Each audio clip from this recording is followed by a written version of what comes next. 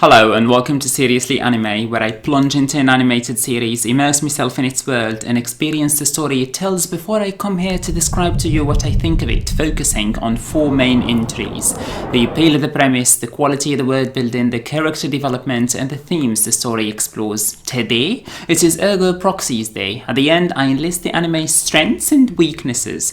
Hopefully, that'll give you information about whether the show is for you or not, because we don't all care for the same things. Rest assured, I won't be flashing any spoilers. The premise: the story takes place in the future, the pretty distant future, and the world's population is considerably reduced. What's left of humanity lives in domed cities. The most advanced, the most sophisticated of those cities is called Romdo, and the humans who live there are supposed to live the best of lives. They have at their disposal a variety of androids called autoreivs. The trigger that destabilizes life in Romdo and sets everything in motion is that autoreivs start to contract a virus called the Cogito virus. It makes them all of a sudden conscious and they start to kill humans.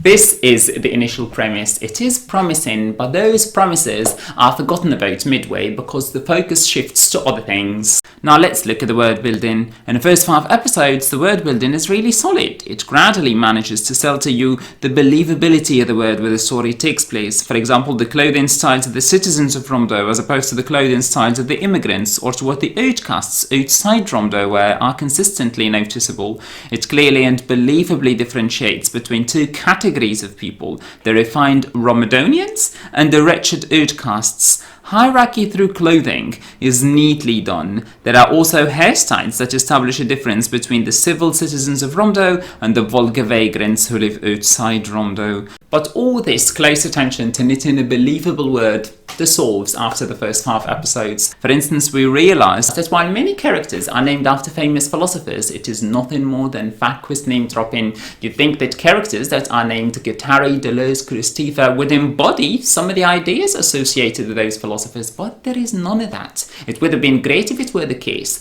I think it's down to laziness. I'm not saying the show is devoid of interesting ideas, because there are different interesting ideas. It's just that the show does itself a disservice by relying on naming characters after famous philosophers without creating these connections between those characters and the ideas or the personalities of those philosophers, and shouting philosophical concepts half a dozen times without engaging with them, like repeating the phrase raison d'être 1,000 times and not critically engaging with it a single time.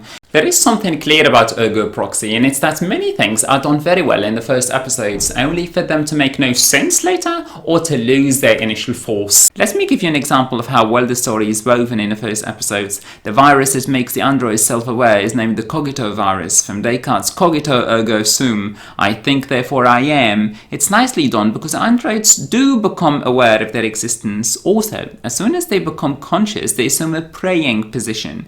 This meshes well with Descartes, him being one of the most prominent theistic philosophers who constructs his entire philosophy around the existence of a god behind the creation of the world, and precisely the Abrahamic god.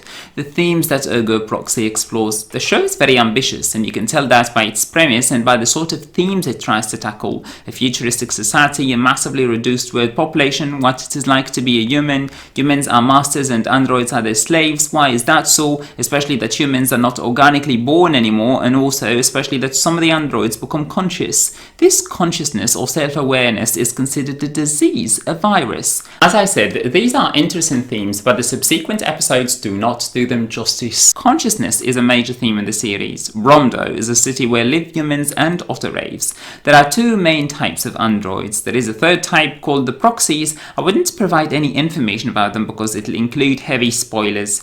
There are autoreivs that are called entourage. They're personal assistants, drivers, maids, secretaries, and there are autoreivs that are called companions and that you use as companions. You can adopt them like you'd adopt a kid or a pet. It's logical that there are no pets in Romdo. Companion androids would make the idea of adopting a pet obsolete. Humans themselves are made in machines. All humans have become sterile. This has massive implications because every human is created with a purpose, a clear purpose, a raison d'être. There would never be any problem of overpopulation or existentialism because in this world, essence clearly precedes existence. This is again a great premise, but the show only teases it without fully exploring it. This is the current pattern. The show continuously teases great ideas but fails short of engaging them, and if anything, that's constantly frustrating. Riel, the other main character, starts to investigate the Otto Rave's attacks. An immigrant is suspected of being involved in the attacks committed by the virus-infected androids. He escapes outside the city of Romdo. He discovers that there are fringe communities of outcasts who live outside the city of Romdo. He decides to travel to his native city of Mosk to get some answers to the many questions he has about himself and about the world.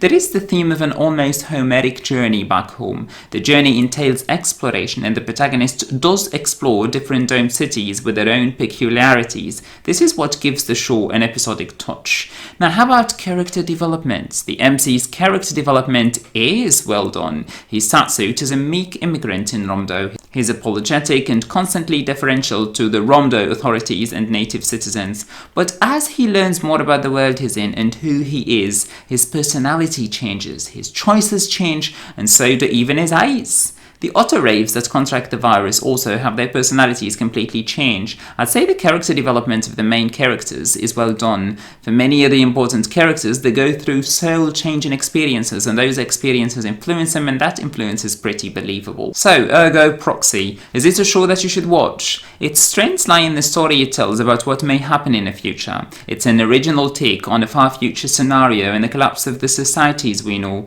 If an interesting fiction about the collapse of Earth societies interests you, you'd enjoy watching Ergo Proxy. Mind you, that you shouldn't be bothered by the constant break of continuity. Sometimes the show appears to be episodic. The weaknesses of the show come from the philosophical ideas it promises to tackle but ends up running away from. You feel a little cheated. That is Ergo Proxy. I personally enjoyed more the first episodes and one particular episode with a lot of information drop about the world. At the end, I still felt like it was a missed opportunity.